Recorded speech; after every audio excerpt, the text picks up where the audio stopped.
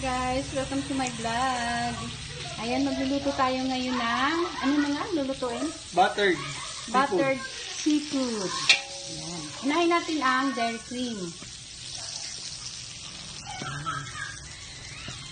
Halo-halo muna tayo. Halo-halo hanggang sa matunaw ang ating butter. Ano siya? Ano yung dairy cream ko lang, ano? Ano flavored siya? No? Plain? Plain. Buttered lang. Buttered. Plain. Plain. Ayan. Ito ang aming chef. Chef Boy Logro. Ayan. Hi, come on. Hello guys!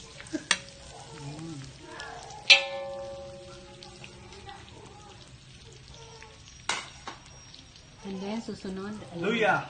Ayan. Sunod natin yung luya. Para mawala yung langsa. Ayan, para mawala daw yung lansa. Hindi naman mawawala yung lansa dyan eh. Mababawasan yung langsa. Mababawasan. Ayan. Sige, mekos-mekos mo na yan. Mekos-mekos natin insan. Mekos-mekos. Ba't ang tagal man tunaw?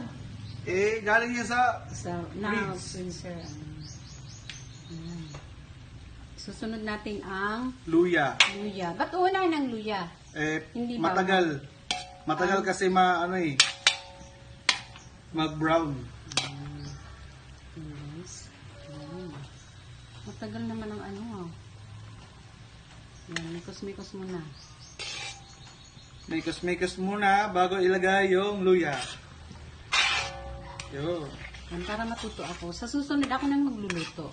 Pag natunaw na yung butter, lagyan natin yung luya. Ayan, correct. Ayan, guys. Ayan. Medyo light brown lang siya. Yung luya na yan. Light brown lang siya. Ang dami. Ang daming butter, no? Kailangan talaga maraming butter para Kasi mas malasa. Yan. Kasi marami din lulutuin natin eh. Oo nga pala, ano namin yan. Baon namin yan sa swimming. Matitikman ko na rin yung luto ni Mac. Luto ng Bicol. Mekos-mekos. Halo-halo muna natin. Mekos-mekos natin, guys.